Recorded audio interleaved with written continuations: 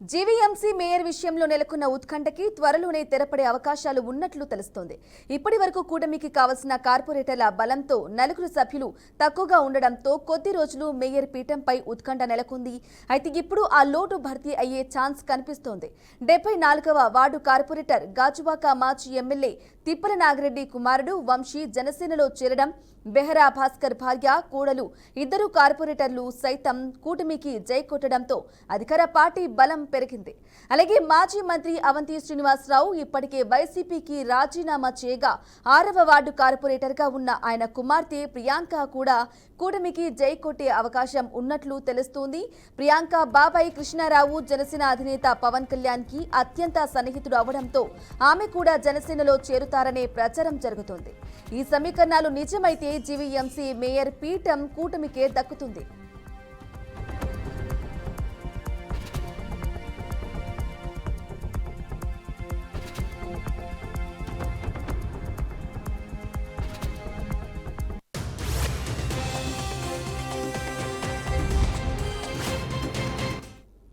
ఇదే విషయానికి సంబంధించి పూర్తి సమాచారం అందించడానికి మా ప్రతినిధి నాయుడు లైవ్ ద్వారా అందిస్తారు. నాయుడు,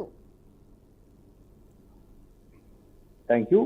ఇక్కడ విశాఖ జీవీఎంసీ ప్రతిష్టాత్మకమైనదిగా కూడా భావిస్తూ ఉంటారు. ఎందుకంటే రాష్ట్రంలో అతిపెద్ద జీవీఎంసీ కూడా కార్పొరేషన్ కావడం కూడా ఒక ఎత్తు అయితే కనుక గత వైసీపీ ప్రభుత్వంలో 98 వార్డులకు గాను 56 వార్డులు, అదేవిధంగా ఎమ్మెల్యేలు అందరూ కూడా వైసీపీ కావడంతో అయితే మాత్రం వైసీపీ మేయర్ గా హరివెంకట కుమారి కూడా నామినేట్ కావడం జరిగింది. ఈ నేపథ్యంలో గత 4 సంవత్సరాలుగా కూడా పూర్తి స్థాయిలో అక్రమాలకు పాల్పడ్డారంటూ ఇటు తెలుగుదేశం కావచ్చు, ఇటు జనసేన, బీజేపీ కార్పొరేటర్లందరూ కూడా ఒకరొకరుగా కూడా అయితే ఆరోపణలు కూడా చేస్తూ వచ్చారు. అయితే ఈ నేపథ్యంలో కూటమి ప్రభుత్వం ఏర్పాటు అయిన తర్వాత జీవీఎంసీపై అయితే ప్రత్యేక దృష్టి పెట్టిన పరిస్థితి కూడా కనిపిస్తుంది. ప్రధానంగా ఇటు లోకేష్ కావచ్చు, ఇటు చంద్రబాబు కూడా దీన్ని పూర్తి స్థాయిలో దీన్ని ప్రక్షాళన చేయాలంటూ కూడా వాళ్ళు భావించినప్పటికీ కూడా గత కొంతకాలంగా ఏదైతే 4 సంవత్సరాల పాటు మేయర్ని మార్చకుండా ఉండేటువంటి జీవో ఉన్న నేపథ్యంలో ఇప్పటి వరకు కూడా మార్చిన పరిస్థితి అయితే లేదు. కానీ మొన్న మార్చి 18తో అయితే కనుక దానికి సంబంధించి పూర్తి స్థాయిలో దాని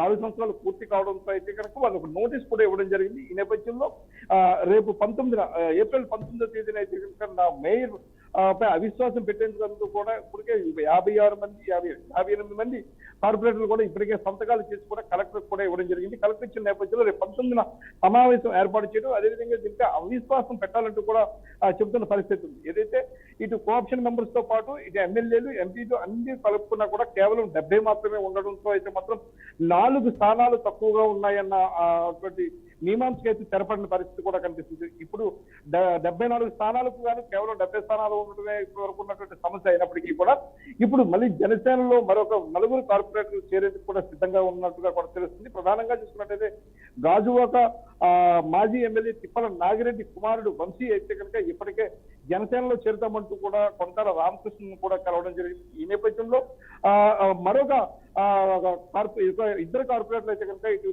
చూడొచ్చు. 91, 92 వార్డులకు సంబంధించినటువంటి బెహరా భాస్కర్ రావు భార్య దేవి, అదేవిధంగా చూసుకున్నట్టు కోడలు కూడా ఇప్పటికే జనసేనలో చేరేందుకు అయితే కనుక జిల్లా అధ్యక్షుడు వంశీకృష్ణ యాదవ్ కూడా కలవడం జరిగింది. అదే పూర్తి స్థాయిలో ఇటు జనసేనగా జాయిన్ అవడంతో అయితే మాత్రం 74 సీట్లకు కూడా పూర్తి స్థాయిలో వీళ్ళందరూ కూడా మేయర్ స్థానాన్ని కైవసం చేసేందుకు పూర్తి స్థాయి మెజారిటీ కూడా సాధించిన పరిస్థితి కూడా కనిపిస్తుంది. ఈ నేపథ్యంలో రానున్న కొద్ది రోజుల్లో అయితే మాత్రం జీవీఎంసీ పీఠంపై కూటమి నేతలు కూర్చోవడం సిద్ధం కన్ఫర్మ్ అని కూడా తెలుస్తుంది. ఇప్పటికే ఎవరైతే ఇటు టీడీపీ కావచ్చు, ఇటు వైసీపీ కావచ్చు, వీళ్ళందరూ కూడా ఇప్పటికే మలేషియా, సింగపూర్ లో అయితే కనుక వీళ్ళు కార్పొరేటర్లతో పాటు కొంతమందిని తీసుకొని వెళ్ళి అక్కడ ఉంటున్న పరిస్థితి ఉంది. రేపు 19వ తేదీకి ఇక్కడ చేరుకొని ఈ మేయర్ తాలూకా ఎలక్షన్ లో కూడా పాల్గొనేందుకు కూడా సిద్ధమయ్యారు. అయితే ఇప్పుడు ఈ బెహరా భాస్కర్ రావు రాజీనామా తర్వాత పూర్తి స్థాయిలో వైసీపీ పార్టీకి రాజీనామా చేయడంతో అయితే మాత్రం ఒక జీవీఎంసీ పీఠంపై అయితే కూటమి నేతలకు కూర్చునేందుకు